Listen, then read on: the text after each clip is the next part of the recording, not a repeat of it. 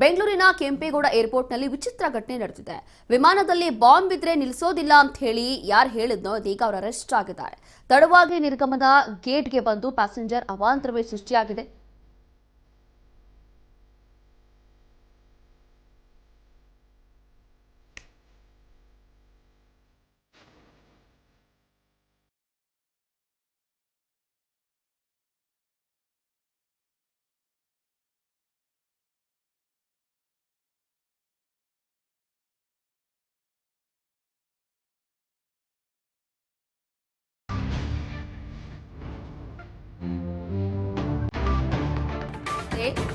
ರಜತೇಶ್ ಪಟ್ಟನ್ನ ಹಿಡಿದಿದ್ರು, ಆದ್ರೆ gate close ಆಗಿದೆ ಅಂತ ಹೇಳಿ ವಿಮಾನ ನಿಲ್ಲಿಸಲ್ಲ ಅಂತ ಹೇಳಿ ಸಿಬ್ಬಂದಿ ಹೇಳಿದ್ದಾರೆ.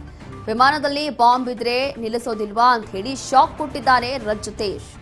ಸದ್ಯ ಈ ಪದ ಬಳಕೆಯಿಂದಾಗಿ ಪ್ಯಾಸೆಂಜರ್ ರಜತೇಶ್ ಮೇಲೆ ಕೇಸ್ ಕೂಡ ದಾಖಲಾಗಿದೆ. ಈಗ ಪಶ್ಚಿಮ ಬಂಗಾಳ ಮೂಲದ ರಜತೇಶ್ ಸಂಬಂಧಿ ಇದೀಗ ಬಂಧಿಸಿದ್ದಾರೆ ಪೊಲೀಸರು.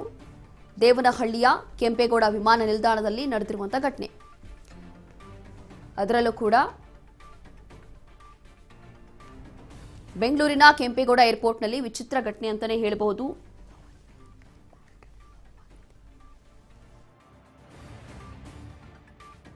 ನಿಲ್ಲಿಸೋದಿಲ್ಲ ಅಂತ ಹೇಳಿ ಯಾರು ಹೇಳಿದ್ನಲ್ಲ ಇದೀಗ ಅವನು ಅರೆಸ್ಟ್ ಆಗಿದ್ದಾನೆ. ಅಂತಂದ್ರೆ ಈ ರೀತಿಯಾಗಿ ಪ್ರಶ್ನೆ ಮಾಡಿದ್ದಾನೆ, ಯಾಕೆ ಬಿಡೋದಿಲ್ಲ ಅಂತ ಹೇಳಿ, ವಿಮಾನ ತಡ ಆಗಿತ್ತು ಯಾಕೆ ಎಂಟ್ರಿ ಕೊಡೋದಿಲ್ಲ ಅಂತ ಹೇಳಿ ಕೇಳಿದಾಗ ಈತ ಈ ರೀತಿಯಾಗಿ ಪ್ರಶ್ನೆ ಮಾಡಿದ್ದಾನೆ. ಆ ಸಂದರ್ಭದಲ್ಲಿ ಬಿಡೋದಿಲ್ಲ, ತಡ ಆಗಿದೆ ಅಂತ ಹೇಳಿದ್ದಾರೆ ಅಲ್ಲಿರುವಂತಹ ಸಿಬ್ಬಂದಿ. ಅಷ್ಟಕ್ಕೆ ಈತ ಅಲ್ಲಿ ಬಾಂಬ್ ಇದ್ರೆ ಏನ್ ಮಾಡ್ತೀರಾ ಅಂತ ಹೇಳಿ ಮತ್ತೊಂದು ಶಾಕ್ ಅನ್ನ ಕೊಟ್ಟಿದ್ದಾನೆ. ಹಾಗಾಗಿ ವಿಮಾನದಲ್ಲಿ ಬಾಂಬ್ ಇದ್ರೆ ನಿಲ್ಲಿಸೋದಿಲ್ವಾ ಅಂತ ಹೇಳಿ ಕೇಳಿದ್ದಾನೆ.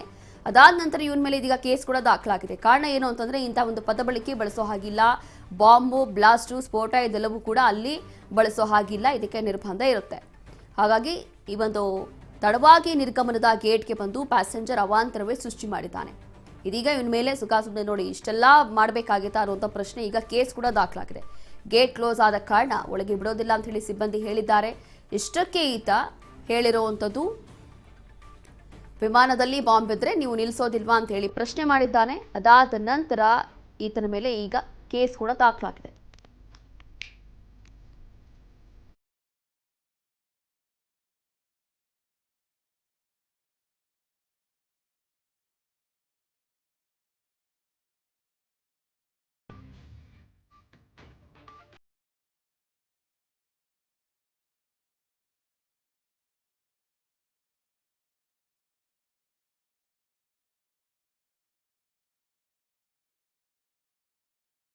ಒಂದು ಶಾಕ್ ಅನ್ನ ಕೊಟ್ಟಿದ್ದಾನೆ. ಶಾಕ್ ಕೊಟ್ಟಿ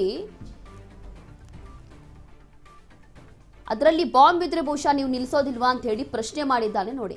ಆಗ ಅಲ್ಲೇ ಸಿಬ್ಬಂದಿಯವರು ತಡೆದು ಈತನ ಮೇಲೆ ಇದೀಗ ಕೇಸ್ ಕೂಡ ದಾಖಲಾಗಿದೆ.